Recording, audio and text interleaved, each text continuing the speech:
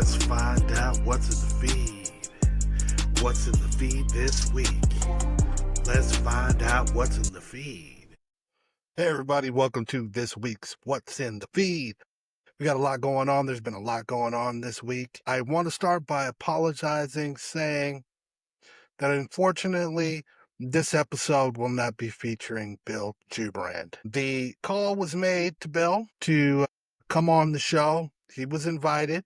He was given the opportunity to come on and basically do a counterpoint. As you know from the last episode, he did a lot of attacking several other influencers and throwing out some false allegations of racism, which is pretty deep when you think about it. We've got a problem in this country right now where we've advanced back into a racist narrative, which is ridiculous. And I, as a black conservative, tend to want to stick up for Americans that want to voice their opinions. Just because you're on the conservative side does not mean that you're automatically some sort of, hood-wearing, torch-wielding KKK skinhead.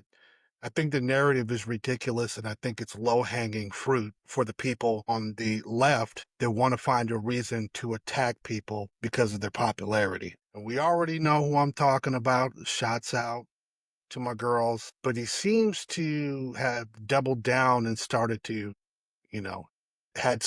attack some others within Petty's periphery. So I said simply, I'll give him the opportunity to voice his side and bring the receipts as to why he thought that that these people were racist. I mean, it was a weak argument.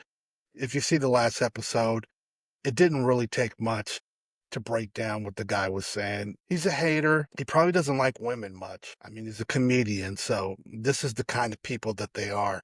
He's been rejected most of his life, and now he's just an angry old dude who doesn't like to see animated, pretty girls saying things that he doesn't like to hear. Bill, the invitation is still open. No hostility either. There's always two sides to a story.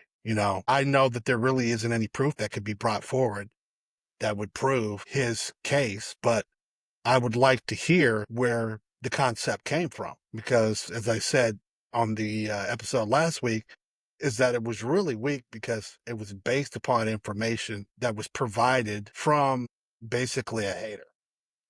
Oh my God, how does this person have more followers than me? I have to remind people on the other side who have been fed a narrative that it is popular to be liberal. Now, of course, we know that the mainstream media has been controlled by the left side for a long time. So the spotlight is definitely shines brighter on the left side than it does on the right, which may give a false impression that the left is bigger than it really is. And those of us who pay attention realize that we have to remind people on the conservative side to stay steady, because we are indeed the real Americans. That said, I will leave that subject alone. However, that's one troll down. I thought, just as a practice of curiosity, to go over and look at my old friend, Britany Venti, whom one of her comments popped up in my feed, and Britany seems to have eaten her oats, and she was going hard on some guy from the quartering. Now, I'm going to tell you right now, I know 0.0 about the quartering and the video games and the anime stuff. She's got an audience that does not bleed at all into my audience. Quite frankly, I thought to myself, when the whole stealing of my intellectual property happened, and you guys can go back and you can listen to the Britany Venti episode, which was literally a cease and desist to her because she had stolen my whole concept for the What's in the Feed ideal. I think she probably did it, now that I look at it, is because she probably leans more left than she leans right. What they call a Japanophile. And that's all these kids now are into, this anime and this cutesy patootsy stuff and the dressing up and the costumes and all of that. And I don't think that's anything wrong if that's fun. But she's made a bit of a industry out of the cute face and the baby voice and She has a huge audience of incel, basement dwelling, video game playing people. I have sons, they're part of that video game playing culture. They all play online and all that. So I don't diss because I know you guys have a lot of kids that are in their late teens and early 20s. And that's kind of the outlet because kids don't go outside anymore. But that said, I find it a little strange because as I looked at the post, I was like, Britany, what's up? I mean, what are you doing? Now you're talking shit? I just basically left a message and got a lot of her followers, the dudes who trick after her. It's sad.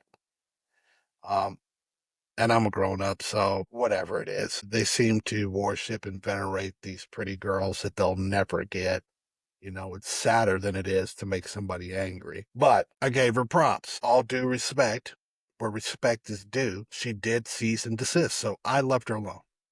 Because quite frankly, I would have never addressed it had she not stolen my intellectual property and tried to use it for a, for a lesser product. But looks like we've defeated troll number two. Now, the thing is, I went hard on her.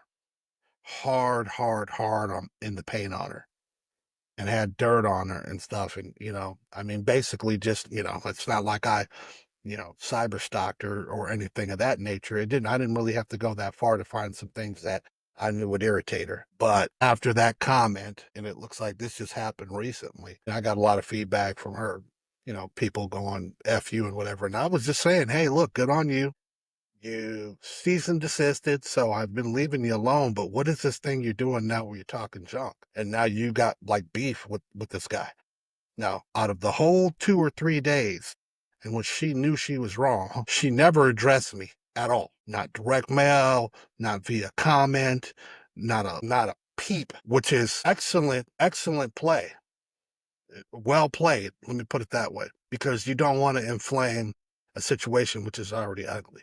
But in this case, I think she knew she was in the wrong, so hence there really was no argument on her side. But I thought it was funny that she started to attack these guys from the quartering, and the quartering seems to have a very popular following. So that is only to say that we see that these trolls pop up, and we see that sometimes you punch the bully and the bully never messes with you again. And in this case, I'm going to say case closed with the Britany Venti thing. But those of you that knew. What else is going on, ladies and gentlemen? Let's find out what is in the feed. So I think it would just go from bottom to top. I stumbled on this video. Of course, we had that episode where I was talking a lot about the black guilt thing, and we're starting to get more of these common sense videos where now blacks and African Americans are feeling a little bit more free to criticize our own, because we're starting to get lumped in with some real ridiculous stuff that's happening out on the streets. So I stumbled on this one, and this one is from Casey or Carmen JC. Check this video out real quick. I'm just going to say it. You guys behave like wild animals. You do. Okay, you do. And it is not racist or anti Black for people to recognize that, to recognize what barbaric and animalistic behavior looks like. And quite frankly, I'm tired of you guys blaming white people for issues that you are causing, for problems that you are causing, and you don't want to fix, and you don't want to look in the mirror to be a better person, to be a benefit to society. We're tired of it. And I keep trying to tell Black people, nobody is coming to save you. Nobody is coming to fix your issues. That is something that you have to fix. You have to care about your children. You have to care that your children are killing each other.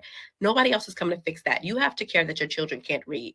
Okay? You have to care that your children act like animals when they go outside. That is a you problem. That is not us. And at the end of the day, the behavior is coming from Black women and their children. Black women, you are raising this. You are breeding the destruction, and you're the one that are the only ones that are going to be able to fix it. It is on you, Black women. You have to change. You have to soften your heart, or else the community is done.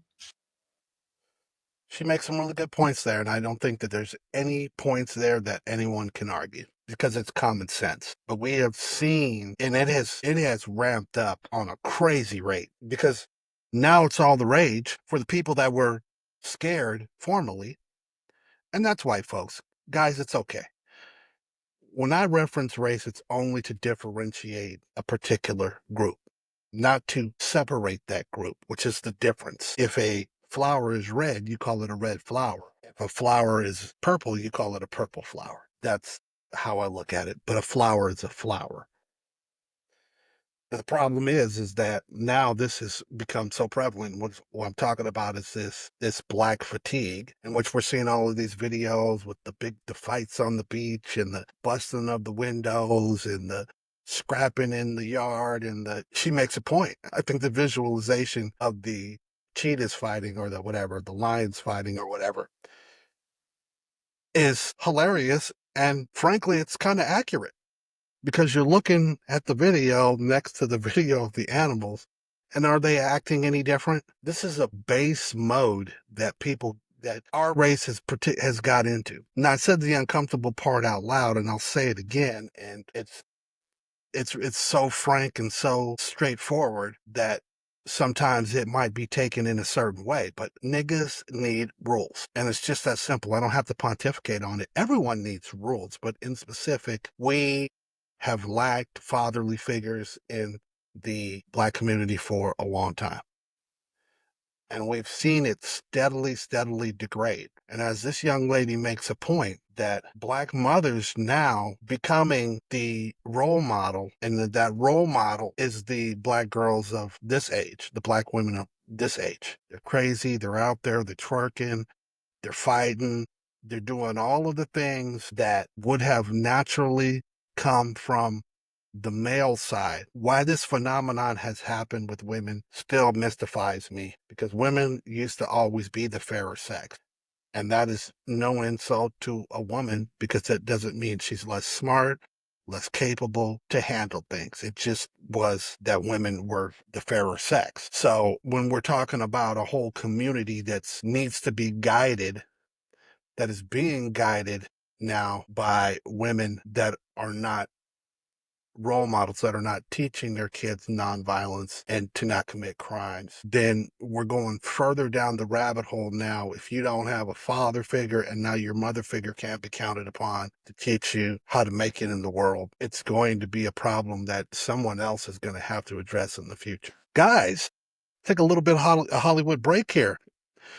This video popped up, and I do a little bit of Hollywood, and there'd be a little bit of Hollywood here, but breaking news: Cardi B breaking down while live over Offset turning out to be the father of her last child. Stephon Diggs is not the baby daddy. I don't know how to tell you this. Oh, yeah, I need one of these. Hold on. By far one of the most ignorant artists that have ever come out. I don't know. I found it a little bit confusing. She's married to Offset. All of her other kids are from Offset. Then she finds out that Offset is not the father of the baby, and she's crestfallen about it. That was the part which I was trying to understand. Now, Black women can be very vindictive. Trust me, aunties and mothers, and I've been around them. Not this level, but I think the disappointment here was that the kid was really a fuck you to Offset. And now that it's Offset's kid, that it can no longer be an FU to Offset. So in turn, I guess Offset gets the last laugh on this situation. But it is really sad that she felt like she needed to stray, and she did what she did. I pass no judgment, because we all make mistakes, but that one was a little baffling, and so I saved that for this week's feed. Now on to a subject that deals with all of us.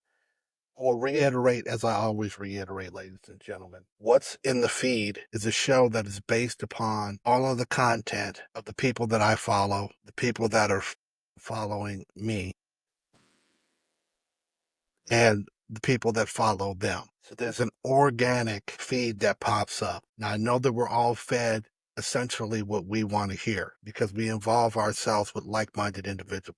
And that being said, a lot of the most popular conservative figures are followed by the other conservative figures. There was a huge scandal. And I think I wanted to address it, even though it's almost like classified information being leaked. And then it got worse and it got worse and it got worse as the spigot was opened. Now, I've mentioned many times on this here show that content that I have commented on before in the past came from one Dom Lucre. Dom Lucre.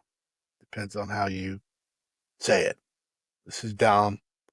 You guys have all seen his profile.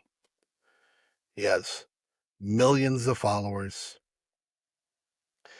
and he posts prolifically. Now, Dom, it started off with Dom being flagged. He actually was demonetized. Dom got demonetized. And at first, it was like a oh shit moment because Dom is like probably one of the most prevalent influencers in the conservative space, period. Black or white. You could say what you want to say, but he was posting a lot of information and he was posting a lot of breaking news. Well, apparently Dom posted something that was AI based and it was false information about the war. Now, I stayed out of the whole war thing because I am not a military mind. I do not set policy. It's not that I didn't have an opinion on it or not, but simply an opinion and wanting to, report on it are two different things. But Dom apparently provided a video that was against, protocol and was demonetized for it. And Dom went into a tailspin thereafter. But what happened is that as part of that interaction that Dom was having with the Twitter folks, it was exposed that Dom was making literally millions of dollars from reposting what others call stolen content and manipulating the algorithm by breaking news. Apparently, breaking news it's considered a source, let's say. If you're saying that you're breaking the news, then what you're doing is you're introducing a new, fresh piece of information that has yet to be shared. Now, Dom isn't doing anything, or probably wasn't doing anything that wasn't an already known trick on the inside. This whole thing opened up Pandora's box as far as I'm concerned. Because I'll tell you right now, I knew that it existed, but I don't think anybody knew that you could make the kind of money that he was making just being an influencer. So, probably because of the fact that I'm still, starting from first base here, I and a lot of other people didn't know that there were people like Dom that were out there that were literally millionaires based upon being paid off of social media. And I would think that would probably encompass 80% of most of Twitter who are just normal people. There's really only the upper echelons, maybe 10, 15% of the people on this platform that can even get more than a couple hundred followers. Now, I get a lot of engagement and a lot of interactions based upon my comments and being in a circle, but it's not because necessarily of the amount of followers that I have. But when you have people like Dom that have millions of followers, imagine that everybody who has, 100, 200, 300, 400, even 1,000, 2,000, 3,000, it's not even close. So Dom was getting paid not only for the engagement, but Dom was getting paid to post content, which is a little bit,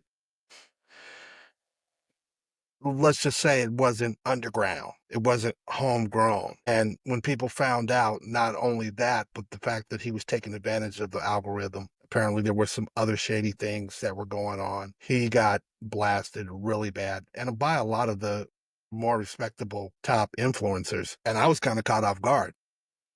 I just thought, hey, man, I see this guy's news pop up every now and then, and, it's good. And Lord forbid, I'm paying attention to where the actual source was or what he's making. I said straight up, because I think the backlash was a lot harsher than it needed to be. And I'm going to keep it real because I come from the days of don't knock the hustle and hating ain't a good thing and make your money. So for me to be mad at Dom for figuring out how to pimp the system. I can't do it. I'm not made that way. But there was a lot of people, even people that were on the higher end, that took this as an opportunity to kick this brother when he was down. Once again, I'm going to tell you right now, I'm not defending him. I'm actually pretty agnostic on this thing. What I would have wished is that Dom would have just kept his mouth shut, because what happened was when Dom got exposed, he felt like he needed to double down. And so he spent all day, every day for the last 3 or 4, days, basically being arrogant and backhanded and non-complimentary and smart ass, where he didn't really need to do that. I touched bases with him a couple of times. I know he sees, but he doesn't repost anything. But I just basically told him, look, man, stop talking, let it die down, let it blow over. Because the more you aggravate this damn hornet's nest, the more these people are going to have ammo to attack you. And you're making yourself look petty. And it's making you look weak. And it's making you look soft. Because your feelings are all hurt now. Because your business is out in the street. But you made all of that money. And you already have a respected following. And not too many people left. And they enjoyed having a good time shitting at your expense, but it doesn't pay, sometimes to try to fight your way out of a stadium when everybody's against you. It's one man against a stadium. And the haters are going to hate no matter what you do and no matter how much you can justify what you were doing and how much you want to be vindicated. So we will keep our eye on what's going on with that Dom situation, because it was big and it was what was in the news, this week. Just sad too. So going on from Dom, we all know what was going on with Swalwell. And here's a interesting video. This is on the 11th before this is the proof before he stepped down. And I saw this video, and man, I'm going to play the video for you, and we all saw it, but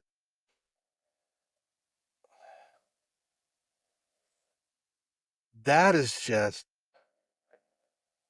weak game to me. When I saw the video, I immediately commented on it. Shout out Claire. That one came from Claire Patriot, whom I would say is partially responsible for what happened in the end. Him stepping out of the race for the governor's race, and him ultimately, even after the fact, after the heat was not taken off, resigning from Congress. She stayed on it hardcore. And so respect where respect's due. But I had to comment on this, and that, do you guys know what a trick is? This dude is a trick. And looking at that video was gross. You got to pull and force a girl to kiss you, and you're on the bed and other dudes and shit. I mean, I don't know what to say.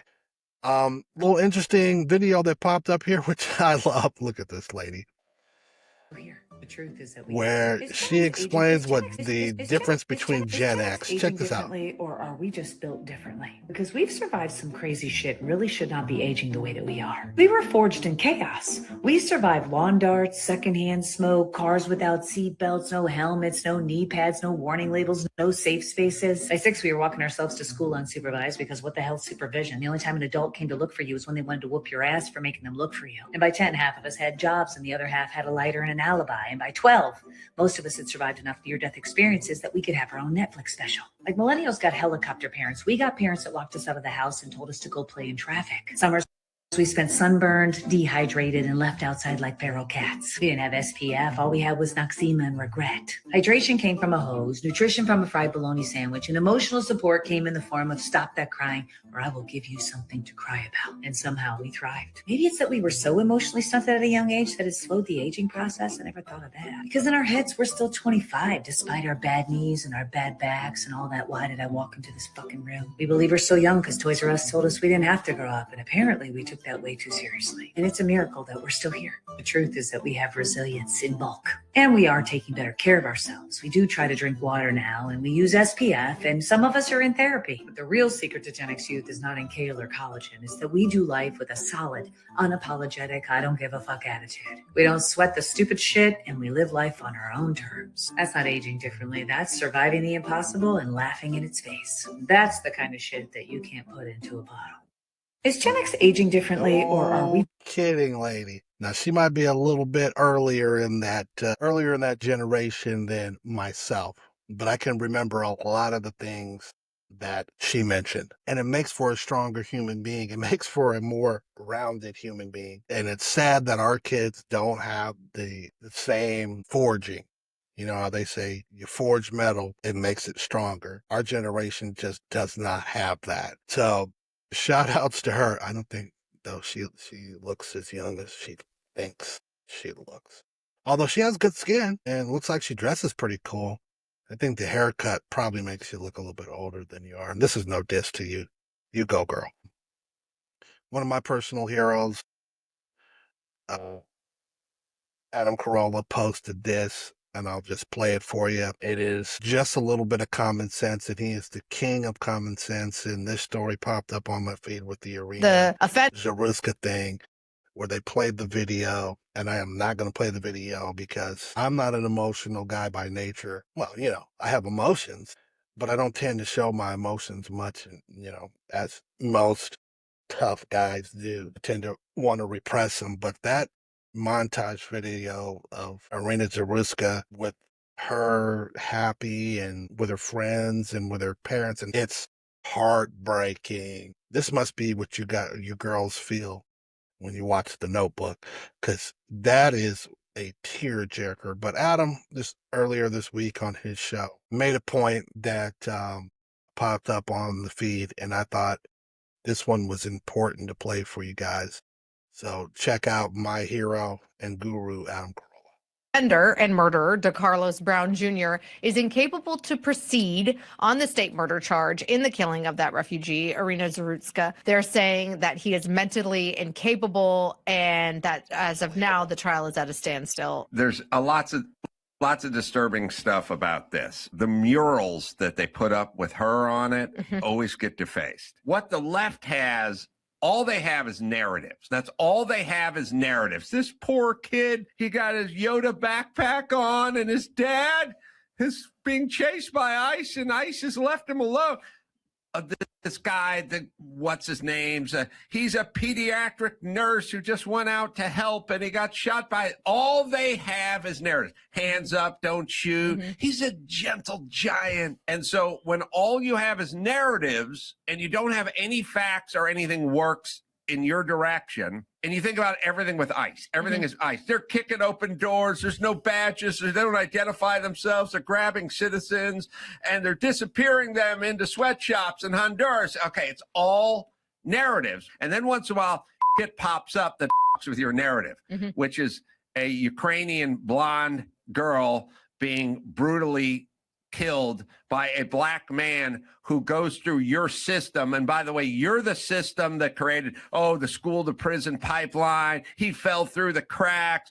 We need no cash bail. These people are being warehoused and black men. Your narrative now has been destroyed by this, and you hate it. You're either helping the narrative by you take Kyle Rittenhouse and turn him into a rogue racist assassin who went down to the George Floyd parade and started shooting people for no reason or whatever. You have your bullshit narrative, and then you have ones like these, and these bother you. And so what you have to do with these narratives, and your two narratives, you have your bullshit narrative that you need to boost, which is body counts and January 6th and all the other bullshit. And then you got ones you need to tamp down.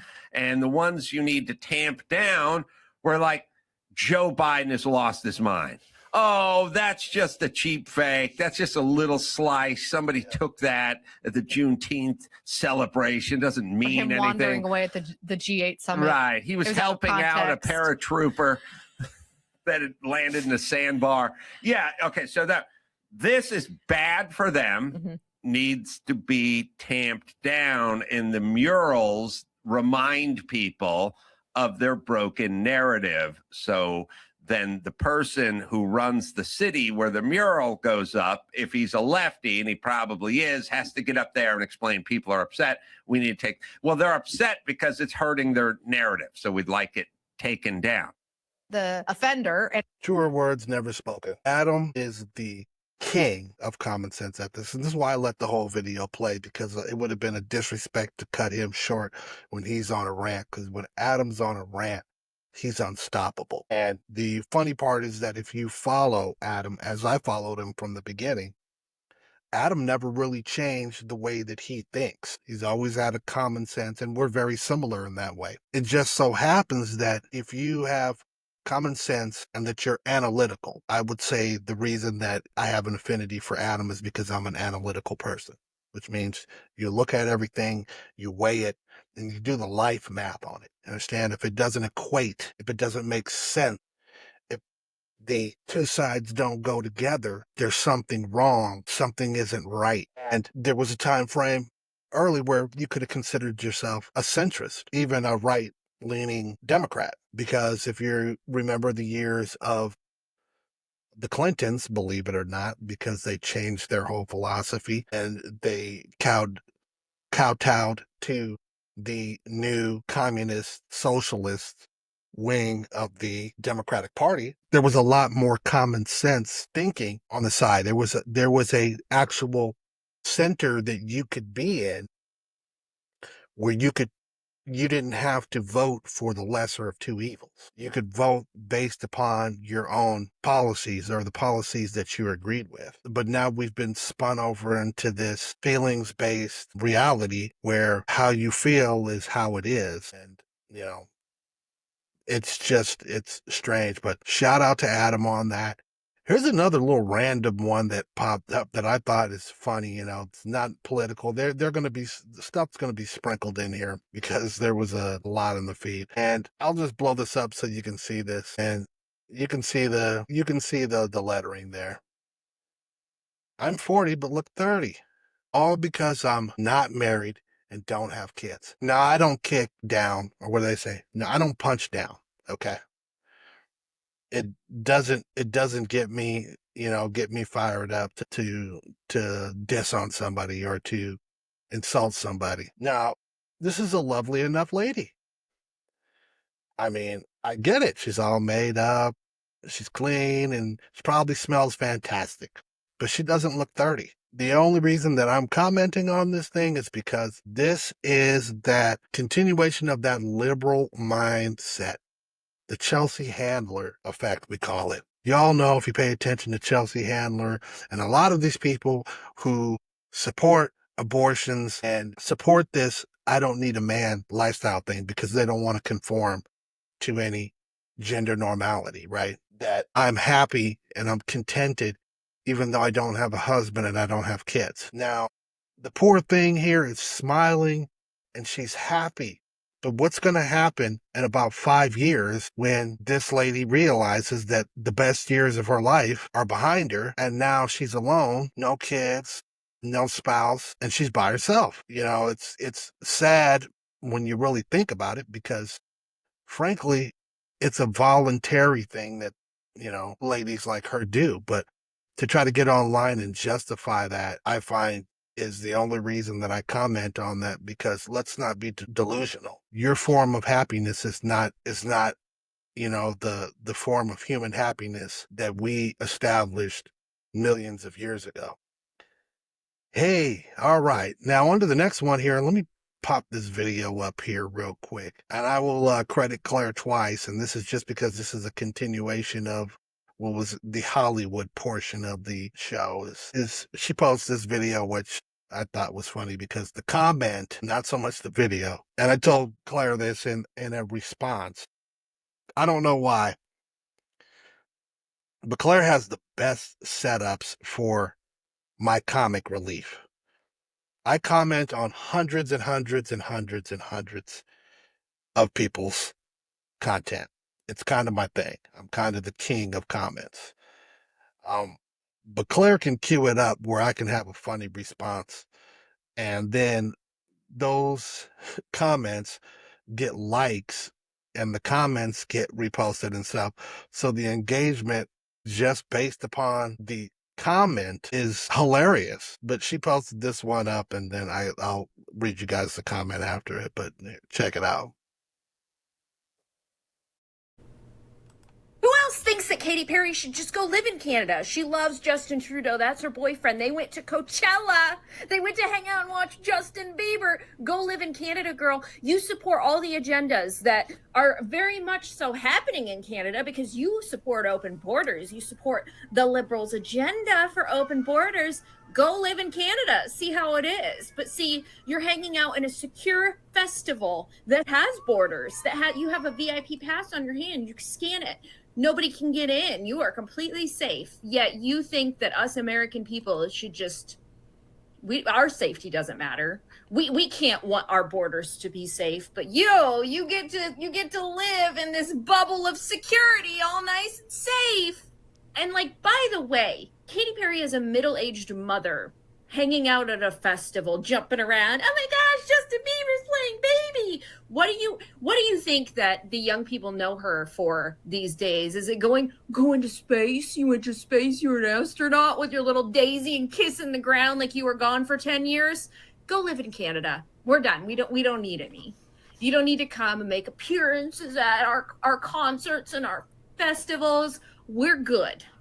And just somebody answer me how these two got together. It seems very coordinated to me. It seems like they were put together because Justin Trudeau, we all have our suspicions on who he really truly is attracted to. Yeah, you know what I'm talking about. But yeah, can we like start a petition to have Katy Perry, or like, can she be a gift to Canada? Can she be their gift? She can go, yeah.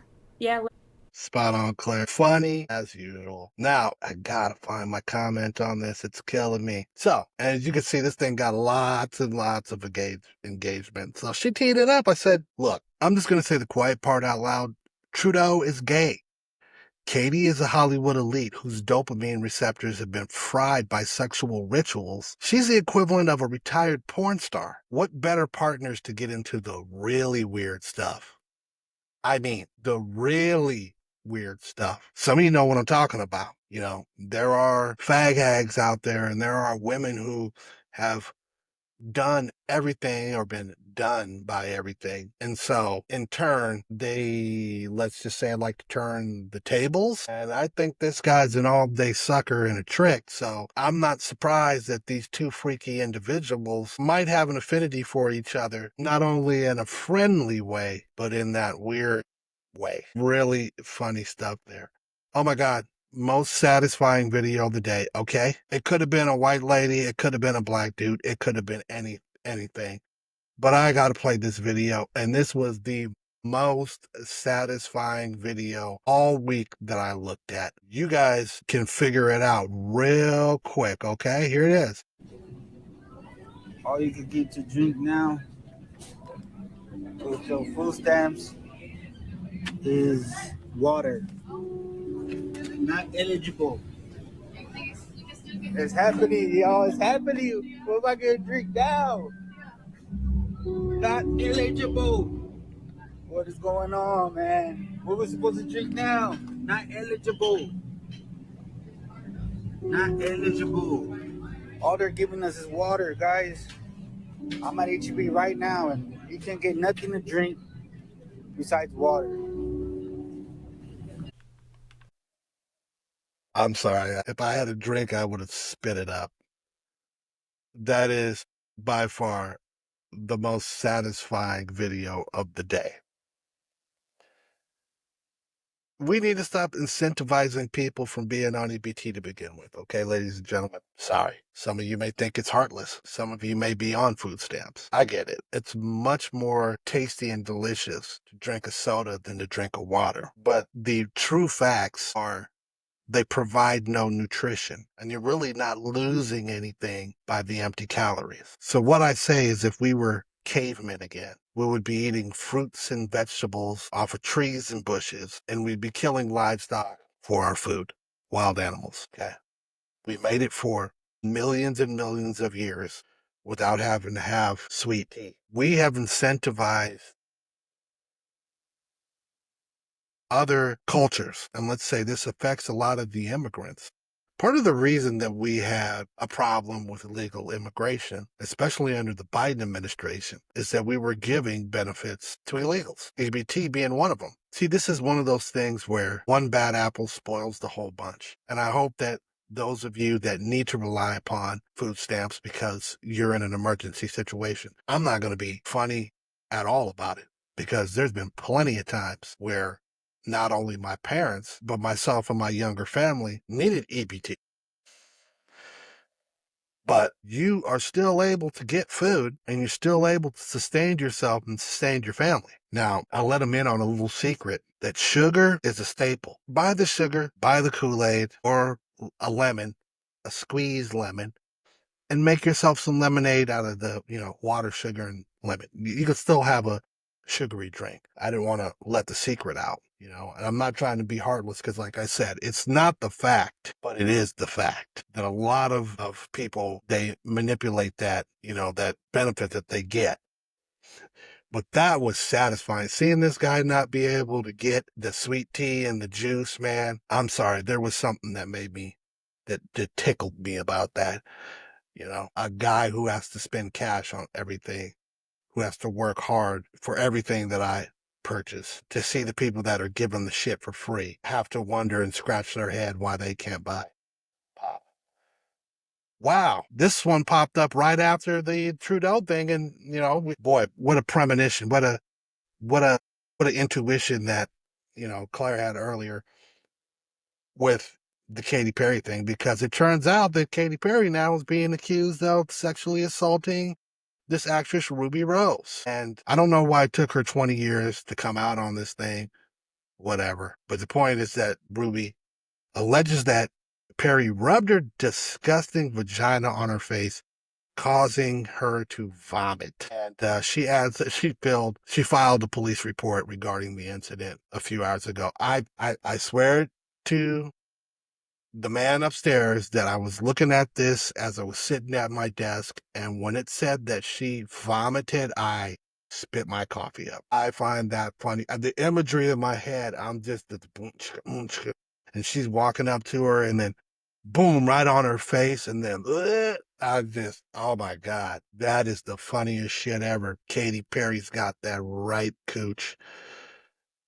It is just, it's rich. This one has popped up again, and I hate to give this guy airtime, but let's pop this up here. It says, this one comes from Kentucky Girl, communism, that's what it is. I can't believe that this is happening in the U.S. Unchecked immigration and politics of envy and entitlement are directly responsible for this. This is a piggyback on that video of that future congressman, president of the United States, not being able to get his sweet tea. And this is your new mayor, Zoran Mondani. Prices are out of control. The cost of eggs and milk has skyrocketed. Some stores are even using dynamic pricing, jacking up the cost over the course of a day depending on what they can get away with. It doesn't need to be this way. I'm Zohran Mamdani, and as mayor, I will create a network of city-owned grocery stores. It's like a public option for produce. Yeah, that's all I can take. Anyways, so the news is that he's been redoubled down on the city-owned grocery stores, which will never work, which is another one of those socialist, communist ideals that are so ridiculous that it's hard to believe that he got anybody to nod their head in agreement to this thing. We all are waiting to see Zoran Mondani crash and burn. He hasn't really been able to affect much in New York because there's only so much power that a mayor has. I think he's probably exercised as much power as he can without the, power of the purse, which comes out of the governor's office. We all know it's not much better, but I think that the governor is not wanting to throw good money behind bad. So Zoran is staying a little bit unchecked. Now, for anybody who lives in the, in the city, he is definitely talking about taxing you. And that's where he's going towards. And I've seen this happen on the West Coast. I'm from Seattle originally. We always paid attention to what's going on in California because the bad ideals that developed in California seem to always make their way up to the Pacific Northwest. And right now, both places on the West Coast are terribly in decline. And New York is trying to put the jet rockets on it and to bring themselves to the gutter. But Zoro Mondami, I find it hilarious. One last video before we go, and this is the continuation of the Eric Swalwell win. It's really a win for us. I don't think that I specified that how serious it is that at this point now in the week, as we see it developed from when we were initially looking at that, video of him on the bed with the prostitute and him stepping down or stepping out of the race, the governor's race, which is hugely important. I think even more important than him resigning from Congress, because now the Democrats will have to readjust on who they're going to be putting up in that governor's race. And I think it's too late for someone to officially be put on the ballot. And I think that even if they do put a candidate up, potentially a Kamala Harris is what everybody's talking about, she'll have to be a write-in. Write-ins tend to be a little bit less reliable than someone who already has the party money behind them. So she's not going to have all that PAC money. I don't know if she's able to use whatever she gained from the vice presidential run, which I'm hearing that she owes people money. This is a huge win because now Eric Swalwell's not there. This could mean that Hilton, who is very popular and that is now on the top of the race, could potentially turn California red. We could have a red governor. That would be huge, colossal. It would probably be the biggest Republican win since Trump took the office again. I think it could be almost seen almost equally as powerful since California has been essentially controlled by one party for 30 years. So we'll keep our eye out on this. But this video was posted. Sorry for having to reference 3 times.